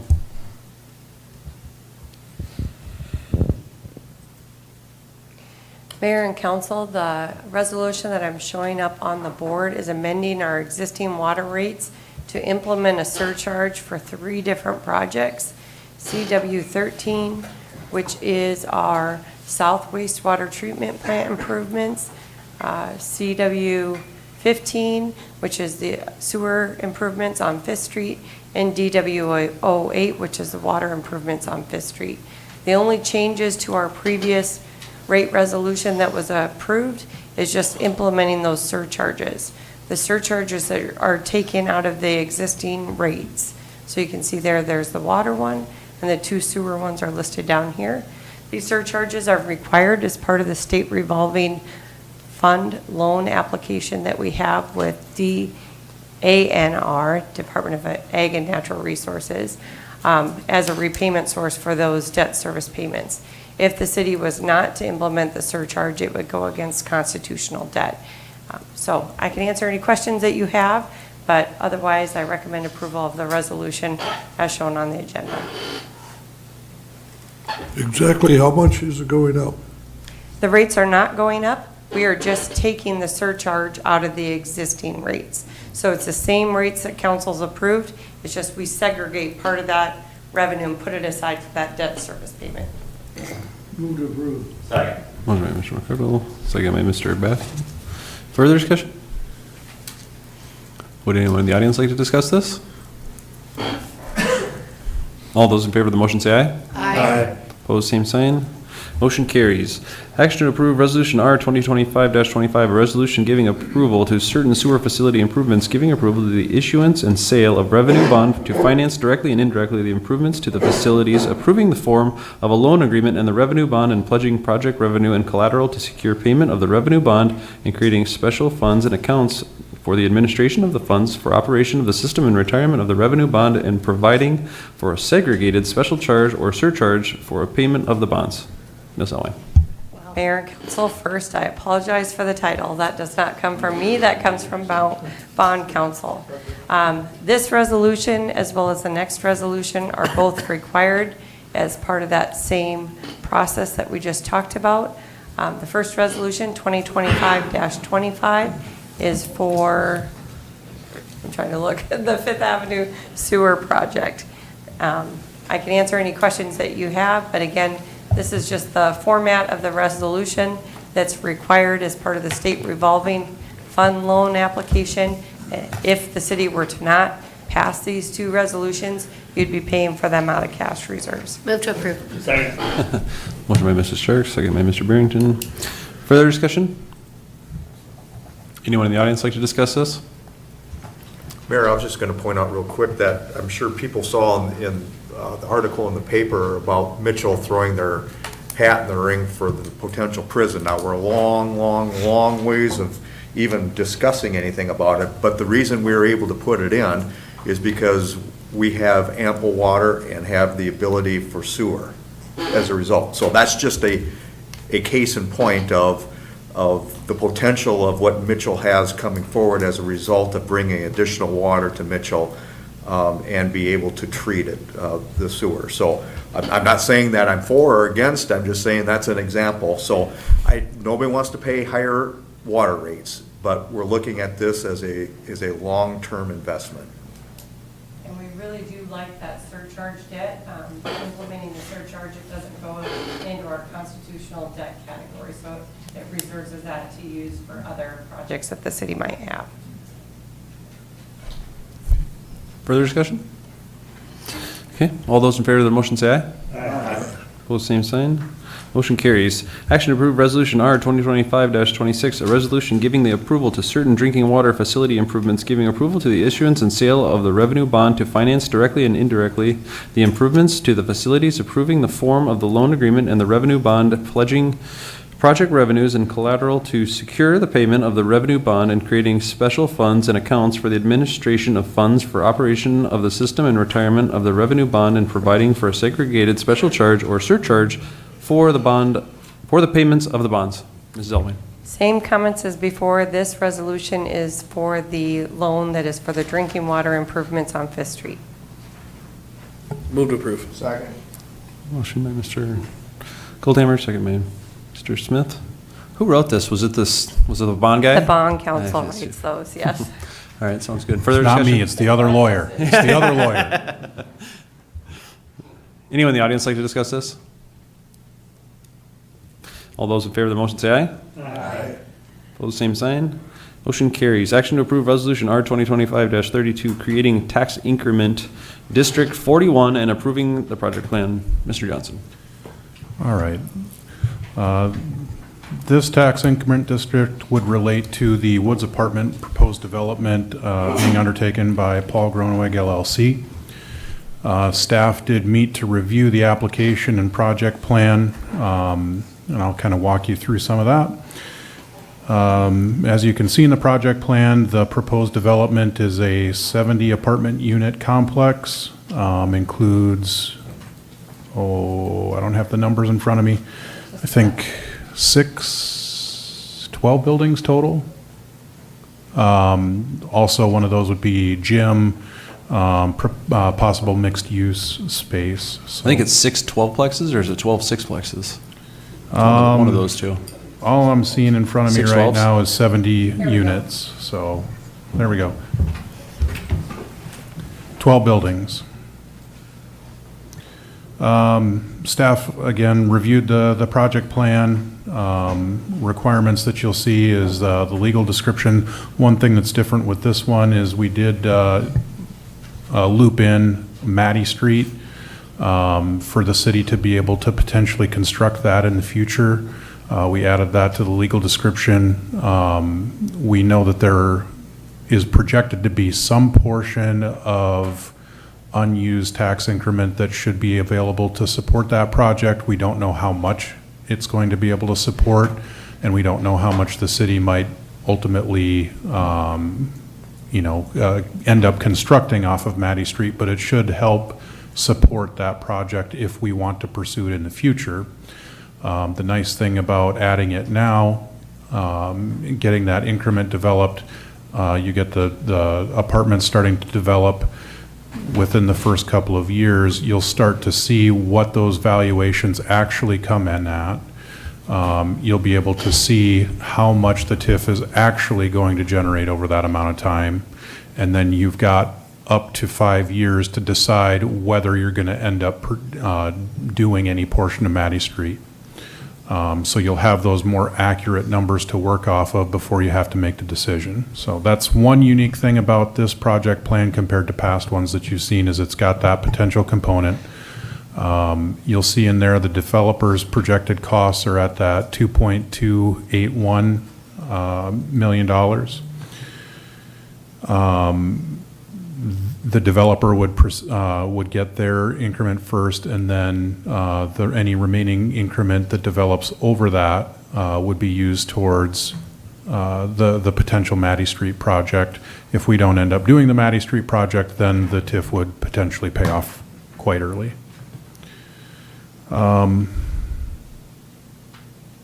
Other than that, it's very similar to past TIFs that we've done. It's got the 20-year expiration, or when that increment is paid out, whichever should occur earlier. No interest associated with the TIF. It is a grant pass-through type TIF, where it does not count against the city's constitutional and statutory debt.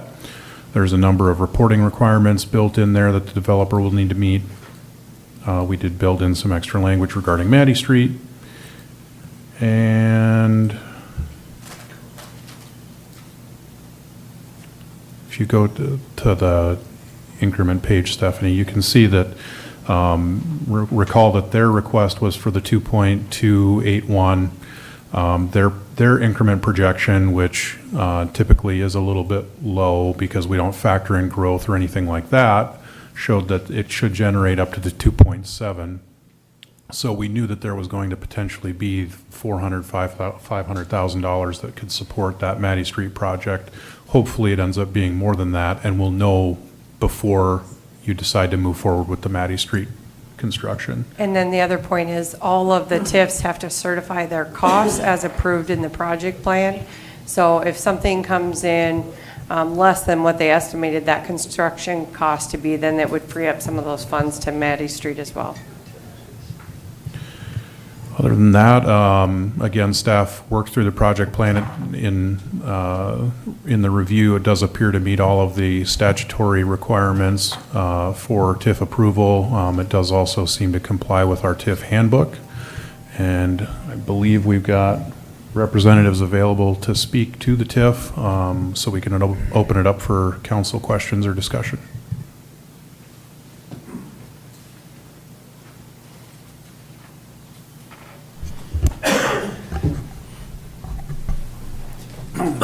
Good evening, Don Peterson. I'm the attorney for the developer, Paul Groneweg.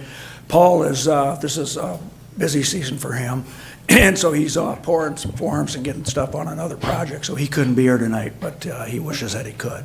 I think Stephanie and Justin have laid out what the plan is. The nice thing about this is half these apartments will be 3-bedroom, and so they'll be more family orientated. There's a workout facility included in one of the buildings, a room for a coffee shop in one of the buildings. He has plans for an outdoor pool, potentially fire pit, kind of a play area for children. One of the things that we've seen is that affordable housing, which Roger was talking about and Susan, about a shortage in Mitchell. Part of the thing is affordable housing is expensive to build, and a lot of the entry positions in Mitchell, you can't afford a $400,000 house, you can't afford a $350,000 house. But if you have a nice apartment that you can move into that has 3 bedrooms, room for your family, you can work a few years, hope to save for the down payment, and then get into that first house. So I think that answers all it fills all those boxes, checks them all. So I'm here to answer any questions that you may have. I did kind of skip over the affordable housing aspect of that. So again, this would be, it's got language in there that it be classified as an affordable housing type TIF. If it doesn't receive that classification, then the TIF would terminate. Again, the reason that we do that is so that it doesn't get classified as a local TIF and so that it doesn't impact the tax formula. Right. So in addition to certifying the costs every year, they also provide a certification of the rental rates as well. Interesting, I pointed this out to the Planning Commission, but Paul Gronewig has had one other affordable housing TIF, and it was for houses, first-time home buyers. And it was out north, out there by the lake, and it's full. Every lot's been sold, and I think every lot's been built upon, and that's maybe a 3-year-old TIF. So that's just kind of a monument or action that shows that there's a need for this type of housing in Mitchell, and if it can be done with a TIF, it just puts more, puts people in them, so. Don, this is not income-based, though. It is not income-based, no. Right, but the point well taken is families, young families can move into Mitchell and start out in this type of arrangement and hopefully eventually get into a house. Yeah. Or people our age, Jeff, could retire and live out in them too. So it's not income-based, but there is a set rate. There is a set rate, Mike, and it's the state of South Dakota sets that, and so it cannot be above that. And it has to We be have the registered. same thing on the same development you talked about. There's a couple of rental houses out there that have to meet that Yep. requirement, and then Flats on Havens is also set up that same So, way. Mike, what's that program called? It's the I'm in it, 80% but I don't of know the- what it's called. I got it, it's the, 80% of the state South Dakota area median income. there you go. It's like And that's set by the South Dakota Housing Development Yeah. Authority. So it's 80% for the state of South Dakota area median income being utilized by South Dakota Housing Development Authority at the time such rental agreement is entered. And that changes from time to time. Yeah, they do update it on their website. I can't find it. It's extremely hard to find now, I know. Stephanie. I was working with the Department of Revenue, and they couldn't find it. It used to be really easy to pull that Yeah. up, but it's not quite as easy anymore. Actually, Pam and I found a calculator online to find it.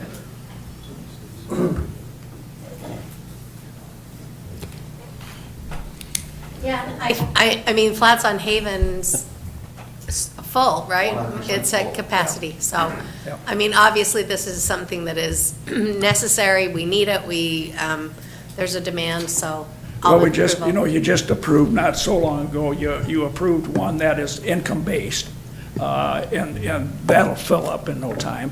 And then there was another similar apartment that was affordable, but isn't income-based, being built as well, so. They wouldn't build them if I don't think there wasn't a need for them. Second that. Okay, further discussions or questions for John? Okay. Right. Anyone in the audience like to discuss this?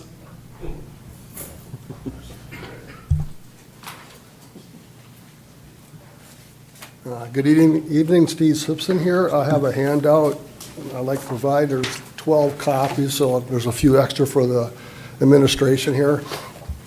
I want to start out while that's being passed around saying that I'm totally in favor of the developer part of the TIF, the 2.282. We've already passed many affordable housing TIFs in Mitchell recently, and in order for this developer to compete with those, he deserves to have a TIF too. So I support the TIF to the developer. My concern is with the Maddie Street south of Quiet Lane being added into the tax incentive district. If you read the plan, the project plan, it clearly states that these are two separate projects.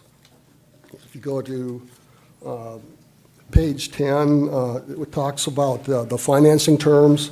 The fourth bullet states that the developer's project with the remaining tax payment up to 2.2 for the Mandy Street project. So there's 2.282 for the developer project, and there's 2020 for the Mandy Street project. So it states right there on page 10, there's two different projects. You go to page 11, and it talks again about the city shall pass through all available tax increment fund revenues not to exceed 2.282 million in a manner consistent with the Mandy Street cost. And then at the bottom of page 11, it talks about the Mandy Street terms. At the top of 12, it says, if Mandy Street is constructed, the TIF increment will first be applied to the developer certified cost up to the 2.282. Okay, once the developer's certified costs are paid, all remaining increment will be paid to the city up to the maximum of 4.3. Before I go into the handout, what does this mean is I want to go to page 18. It talks about the tax levy of 0.017 is what's creating this tax benefit.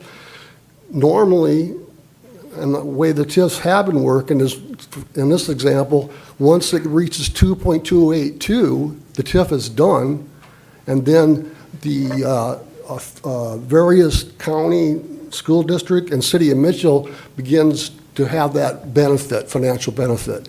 And if you look at the percentages of the tax levy, the city of Mitchell is 25% of the total. The school district's 56%, and the county, Davidson County, is 19%. So this is where I'll go to the handout. On page 1, I highlighted that these TIFs are used so that you don't have to use general funds. So if we use the general fund of the city of Mitchell to put in Mandy Street, the city will be on the hook for 100% of that cost. Versus if you use the TIF money, it's only 25%. And so you're asking people outside the city limits to help pay for a city street. And there's a fairness question there. Now, with regard to requirements by the South Dakota Department of Revenue, go to page 2, highlighted under the county and municipal approval. It states, quote, local authorities then request the Department of Revenue to make a preliminary classification determination prior to the TIF district approval by the county or municipality. So has that been done yet? According to the tax increment financing handbook for the city of Mitchell that was approved on January 6, 2020, I go to the back of it, and that step is not included in the steps to process a TIF for the city of Mitchell. And the reason why this classification is important, you go to page 3, and it has the classification types. There's 4 of them. And the one I want to point to is the local type. It states that unless the TIF district meets the definition of an industrial economic development or affordable housing TIF district, it is a local TIF district. The projects usually benefit the local government instead of having a regional or statewide benefit. And I am saying that the Mandy Street project is a local TIF, and we're mixing it in with this housing, affordable housing TIF. And so I'm not sure how the Department of Revenue is going to classify this thing when we're putting two different things into the same district. And the reason why this is important, it's in the last column, that for a local TIF, the county auditor is required to impose an additional school levy on all real property within any impacted school district to hold the districts harmless. Okay, and really what's going on here is if this local TIF does not benefit the state as a whole, as the other three types of TIFs do, the state is not going to provide the school system with state aid for that increment. And so then the local taxpayers of that school district will then have to make up the difference. That's happened in Brookings. I brought that forward. They did a couple of those, and when the TIFs were complete, the county continued to tax the taxpayers $470,000. And I talked to a county audit, a person in the county audit here in Davidson County. I explained this to them, and they were concerned that this would be a very complicated process if we have to go through this.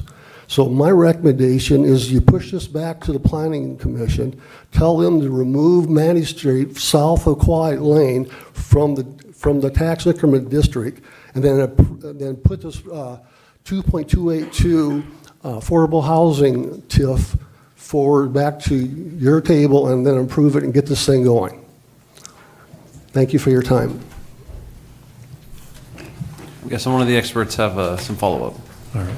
Well, I don't want to speak to Steve's comment as to, the philosophy of including Matty Street, but I do want to speak to a couple of the points that he raised, mostly in regards to how the TIF would be classified in the process for that. It's our understanding that the state no longer gives preliminary classifications. You actually need to go through, approve the TIF, and then supply them with the information from it being approved before they'll give any indication as to how they're going to classify it. Another thing to touch on here is that we've got language in our project plan that if it does not get classified as an affordable housing, it terminates. So there's no risk of it being classified as a local TIF, because if it does get classified as a local TIF, the TIF terminates, it ceases to exist. So if that were to happen, we may need to reconsider the TIF at a future date, take out whatever component the state had an issue with, and then reprocess a new TIF. But as far as this one goes, there's no risk of including it and having it classified as a local TIF, because if that happens, the TIF terminates. Can you just come up to the podium for the folks at home? Follow up with what Justin said. In the past, I used to always ask for the pre-approval, and we'd send in the project plan at the same time we'd send it to the city. And we'd get it back in 4 or 5 days, either saying, yes, it works, or it doesn't work. And in this particular case, I sent it in, and they asked for several more items, and one of those was, has the city approved it yet? And I said, well, no, we're trying to get the pre-approval, and they said they don't do that anymore. So there's no way to get the pre-approval until the city council would approve it. And then Stephanie sends in the plan and attaches some items to it, and then that's what gets looked at. Yeah, and I was just going to say, even when they were doing pre-approvals, it wasn't relevant anyways, because once they got the plan, they could change your mind. Right. So it's really a duplication that wasn't accomplishing much. Right. Stay here. Okay. I have a question on Matty Street. I've asked you this in private before, Stephanie. This is the second time Matty Street has been included in a TIF. Why did it not get built the first time? Well, I guess my answer would be they had an estimate of 10 different, well, Don, you did that TIF. Probably, yeah. There you go. I'm gonna, Stephanie was right. I'm sure I don't have the project plan in front of me, but I'm sure there was an estimate of what the TIF would generate. And it didn't develop quick enough, because remember, all your spending has to be done in the first 5 years. And it didn't generate enough revenue in those first 5 years to allow for the building of Matty Street. Yeah. I will say that, you might have phrase this better than me. Yeah. I guess the other thing to take into consideration is that it was an old-style TIF before we started moving over to grant pass-through, and before we started limiting the interest that was available to developers. So it was likely a situation where a lot of the available increment would have been going into developer interest costs. I guess what I'm getting at is, I feel like, there's that word again, there's no teeth in these deals because Right. I was not here to vote on that, but some of you were. You voted on it with the understanding that if the increment occurred, we were going to build this street, and it didn't happen. So I feel like we're really doubling up on a TIF here. And Well- I'm for the project, absolutely for the project. I think that it's a needed project. The street would be fantastic to put through. I'm kind of with Steve. I question, because of this, the second time it's been in front of us, and that's why I asked you to answer it, because I Right. knew you had wrote the first one. I will So- say two things, though, that come with that. We do look at if you look at all the added residential structures that have been added to east of Foster, having an additional outlet for those residents to get to Havens without having to use Foster is going to benefit that apartment complex. Absolutely. As to your question or your concerns about the previous TIFs, I think that's really what led to the change in the process, is council wanted to see more accountability, more reporting. Everybody has to certify their costs now. They have to provide a list of what their rental rates are, or what they're selling houses for. Actually, Paul's been great about that. Stephanie actually is the one that sends them to me every year. And we've added on to that reporting when people are saying as part of the TIF project plan that they're creating so many jobs. I'm going to start asking on job creation as well. So we are having a lot more oversight than what we've had in the past. I think partly because your concerns were shared. And I'll add too, Mike, that the nice thing with this one is the city holds the cards this time on whether the Matty Street construction moves forward or not. And there's really no risk to us. The development is going to happen within the first couple of years. We'll know what kind of increment or what kind of values come in for those projects once they're completed. Once those come in, we'll be able to do a more accurate projection of what that TIF will generate over the lifespan of it. So you'll know with a lot more certainty how much is going to be able to come in to help fund the Matty Street construction. And then the city, once it has all that information, can decide exactly how much of Matty Street we want to construct. And remember, the developer is still at risk. The developer, I'll take Paul Gronowig in this case, is going to go out and he's going to build 5 buildings by November 1st of this year. If those don't fill up, it's his loan. He went out and got the loan. He's going to have to service it, whether there's TIF increment available or not. So he's taking a big risk. And if they don't fill up, he probably won't build the last 5 because if he can't get the first 5 rented, at least right away. So the developer's going out there taking a risk in that. And sometimes they work, and they work great, and sometimes they don't. Stephanie and Justin are right. There weren't affordable housing TIFs when Matty Street was in, so I can't remember how that was created. But they've tightened down the rules, and the developers have accepted those, and we have to play by those rules.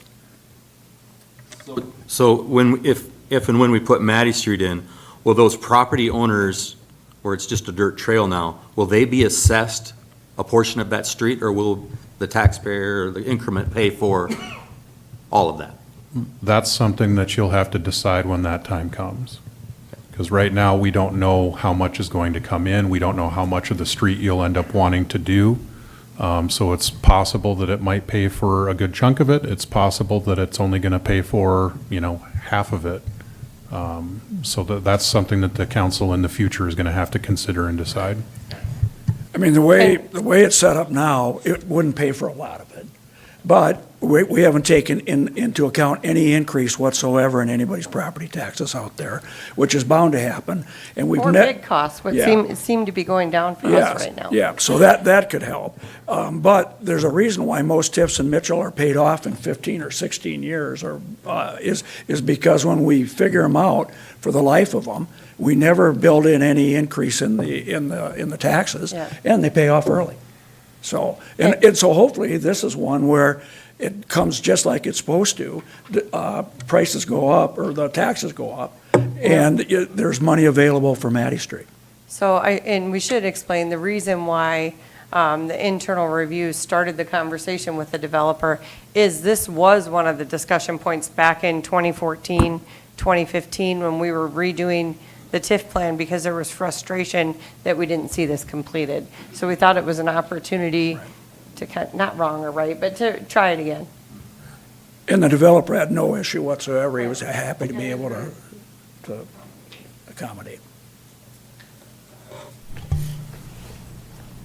Okay. Wait, yeah. Thank you. Back to the page 3, it states that a local TIF is the default unless it's industrial. Is there anything on south of Quiet Lane on Matty Street that's part of an industrial business? So the fourth category there, Steve, under affordable housing is housing development, infrastructure improvements, housing development, and workforce housing. Right, That's so- what we're applying under. Yes, and south of Quiet Lane on Matty Street, there are already houses there, right? Are they low-income, affordable housing, based on state statute? Steve, I think they look at the project as a whole, not specific areas of it. Okay. Because if you're looking at just the street, there's no tax increment that's being generated with any portion of Matty Street. The only tax increment that is being generated is the apartment complex. That's because that's the boundary is set up for that. And I have a problem with, if we just did Matty Street south of Quiet Lane as a TIF, it would be a local TIF. So we really have two different projects here, as I stated. But- Your plan states that it's two different projects. One project is a local TIF type, the other one is an affordable housing type. And I'm not sure how the South Dakota Department of Revenue is going to view a project such as this. You said at the beginning that this was a unique project, okay? And it is a unique project. I've never seen this before. And I'm not sure if the South Dakota Department of Revenue ever seen something that has two different types of TIFs in the same TIF. Well, I think a similar, okay, go ahead. Well, all I'll say is that there's no risk to the city to find out. So we can approve it as is, The risk send it is to the with the state. developer. We're going to delay the project by going through this charades with the Department of Revenue. I don't think there'd be a significant delay between sending it back to planning commission, revising the boundaries, and restarting the process if we find out that it won't be classified correctly. Okay, so for the sake of the developer, hope you're right. Thank you. And I think Stephanie made a good point, is having access to 37, adding the people on First Street, and then instead of funneling everybody through First, that you're, even for safety issues, that you're able to utilize Matty Street. That is where I'm thinking is where this could make a difference. Okay, anyone else in the audience like to discuss this? Okay. All those in favor of the motion say aye. Aye. Opposed, same sign. Jordan, we don't have a motion. I thought we did. Yep. I think Susan, he seconded it. We got the second. Susan first. Susan first. Okay. Okay. I keep track now because I forgot. I used to forget all the time. Okay, all those opposed, same sign? Did I say that? I can't remember now. All right, motion carries. Action to approve Resolution R 2025-33, creating tax increment District 42 and approving the project plan. Mr. Johnson. All right, so this would be TIF 42 in relation to Dales A1, an expansion with that business. As you can see in the project plan, their proposal would be to add several additions. I won't get into the footage of them.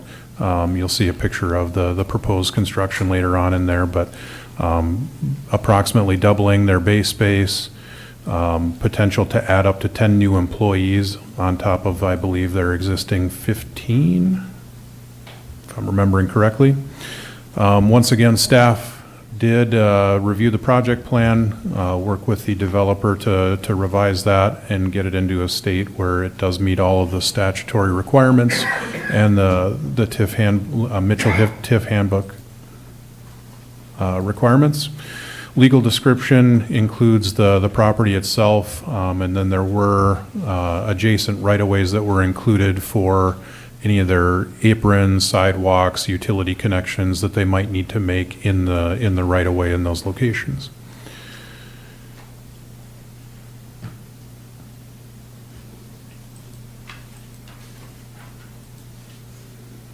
You can see their TIF request was in the amount of $340,105.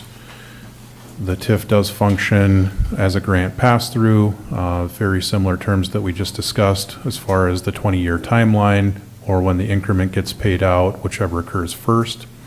We do have the language in there, acting as a grant pass-through does not count against the city's constitutional and statutory debt. We'd also have the reporting and certification terms in there, as we do with other TIFs.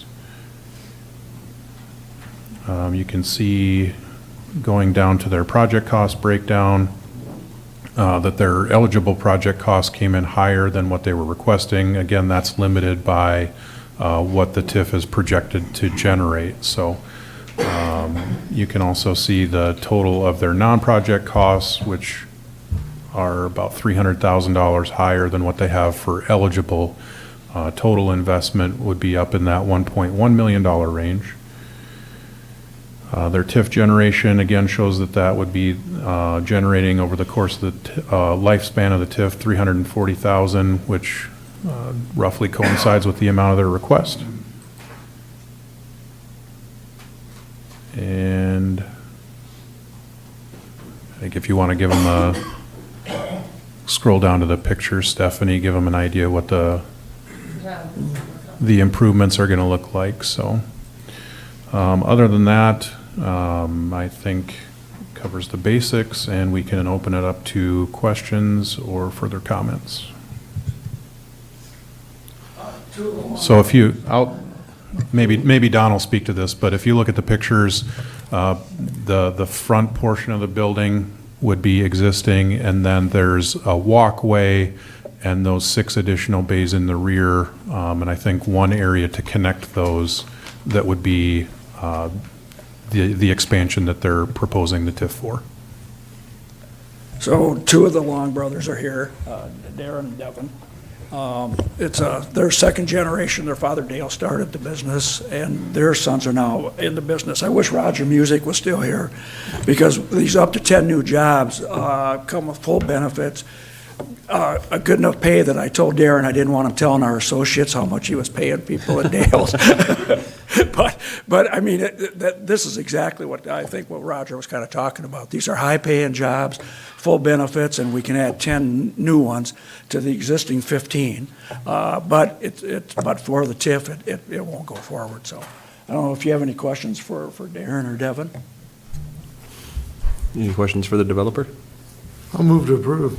Motion by Mr. Hurdle, second by Mr. Goldhammer. Further questions from the council?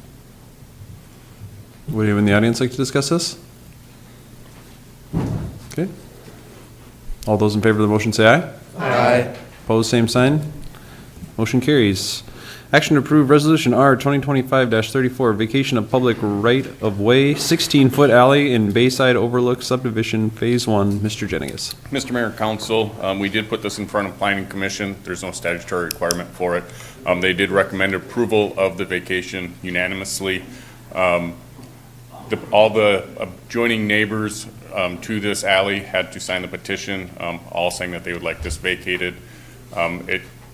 It serves no purpose for the city of Mitchell. We don't have any utilities or anything back there at this point. Don't anticipate any either. The road that it abuts to on the west side isn't a road anymore because that was vacated a long time ago as well. Each abutting landowner would get half of the alley, 8 feet essentially to each person. I can answer any questions that you have for me. There's probably some people from out there that are here as well that they can speak to it as well.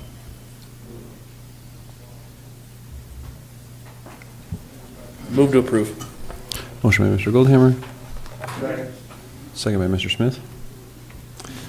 Further discussion? I'm going to abstain. I'll abstain also. Okay. You want to say? Anyone in the audience like to discuss this? No more abstentions. Okay, all those in favor of the motion say aye. Aye. Pose same sign. Motion carries.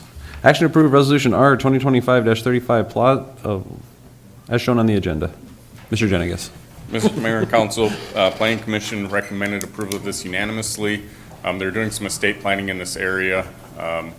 Currently, it's under one parcel, so they're breaking out the farmstead from the land for farming, so that way they can sell the farmstead separately from the farm ground if they so need to. There is an easement on the southwest corner of it to get from Lot A to Lot B, because there's already an existing approach right there for them for implement. This is just outside city limits, but it's still within the ETJ, so it's still city zoning jurisdiction. The county will hear it at their planning commission and tomorrow, and county commission the following Tuesday. Answer any questions that you have. Move to approve. Motion by Mrs. Turks. Second by Mr. Bathke. Further discussion? Anyone in the audience like to discuss this? All those in favor of the motion say aye. Aye. Pose same sign. Motion carries. Action to approve resolution R 2025 plot of lot 2, block 6 of the Woods First Edition. Mr. Jenigas. Mr. Mayor and Council, Planning Commission recommended approval of this unanimously with the condition that there's a 10-foot drainage easement on the south side. During Planning Commission, they said that they were going to put a drainage easement along the south side. Actually, today when I got the plat, I didn't, since we already had this in the packet, there is a 10-foot drainage easement along the south side. They also put a 10-foot drainage easement, on the east side. So when it gets recorded, those will be part of the plat as well. It's following the master plan out in the area. It's going to be for another residential dwelling out there. I can answer any questions that you have. Move to approve. Motion by Mr. McCardle. Second. Second by Mr. Goldhammer. Further discussion? Would anyone in the audience like to discuss this? All those in favor of the motion say aye. Aye. Opposed, same sign. Motion carries. Action to approve resolution R 2025-37 as shown on the agenda. Mr. Jenigas. Mr. Mayor and Council, Planning Commission recommended approval of this 6-0 with one abstention. This is just outside city limits, but it's still our zoning jurisdiction. County will hear it Tuesday and the following Tuesday. They're getting ready to plat this for development of the area. Meets the zoning requirements right now. I can answer any questions that you have. Move to approve. Mr. Goldhammer, second by Mr. Bathke. Further discussion? Would anyone in the audience like to discuss this? All those in favor of the motion say aye. Aye. Opposed, same sign. Motion carries. Action to approve resolution R 2025-38 property annexation at 5213 Fiala Road. Mr. Schrader. Yes, Mr. Mayor, Council. The property located at 5213 Fiala Road, owned by Nicholas and Hillary Rockwell, signed an annexation agreement dated September 18, 2023. And staff is requesting this property be annexed per the annexation agreement. The legal description is in the staff report, and I can answer any questions you may have. Move to approve. Motion by Mr. Cardle. Second. Second by Mrs. Turks. Any further discussion? Would anyone in the audience like to discuss this? All those in favor of the motion say aye. Aye. Opposed, same sign. Motion carries. Second reading on ordinance O 2025-4, providing for staggering of mayoral and city council elections. Mr. Johnson. All right, so the second reading on this, the same basic structure there from the last meeting. The big change from the last time that you saw it would be that we did make the change as council voted on at the last meeting to move it to two-year terms for the mayor to get that staggered and then keep everybody on those same 3-year terms overall. So the schedule on how you lay all the layout, all those elections is included within the ordinance there. I won't run through them all, but next time the mayor's up for election, it would be a 2-year term. Then they would be up for election for another 2-year term, and then after that second 2-year term, they would revert back to their 3-year terms. Then starting in that 2031, I believe it is, everyone would be on their regular 3-year cycle. Justin, would this rotation cause us to have a one-item issue on the ballot, one being just the mayor's election? Should probably have a school board, wouldn't it? Yeah, I can't say what other things would be on the ballot. Only you know, because a one-item ballot has very little interest, draws very few people. And I was told by the county auditor that it cost 18 grand roughly to do an election. To have a one ballot issue just seems like a lot of money. I think an example would be this year is our off year, and the school board does have an election. So you'd be combining with the school. Because don't they usually combine with you? Yeah, so you'd be combining with the school. The school has an election this year, this is our off year. If the mayor was running this year, it'd be combined with the school board. Okay. So it wouldn't be a one ballot. Okay. It'd only be a one ballot if the school didn't have election. And on all even years, you'd have a primary. Right. Okay. Yeah, that's true. When's the school board? How long are their terms? I feel like they run every year. So if theirs is 3 years, then it's going to be the same, I guess, right? Forever? Maybe not? And I believe that. They have an election every year. Oh, so no matter what, there's an election. Okay. We'll just tag along with that. Yeah, but, I mean, if the school board is having an election this year, they pay for it, you know. They probably split the costs. If it's a city and school board, then we share the cost. Yeah, whoever has items on the ballot splits the cost based on, like the last election, it was mostly a city election last June. So we took the brunt of the cost of that election. And it cost us about 21,000. How much? 21,000 21. last June. I guess to your point, John, it costs more to have an election than to not have an election, if that's the point that you're getting. Okay.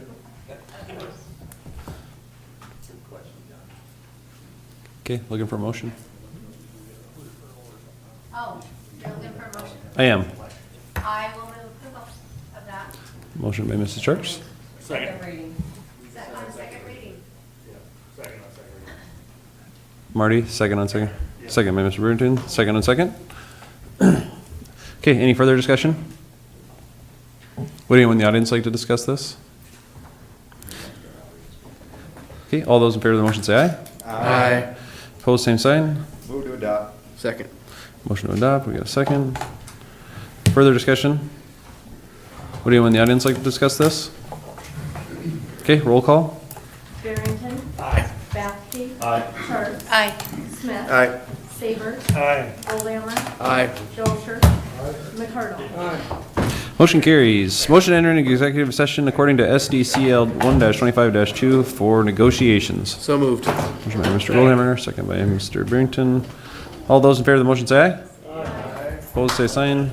Motion carries. There will be no action after executive session. No.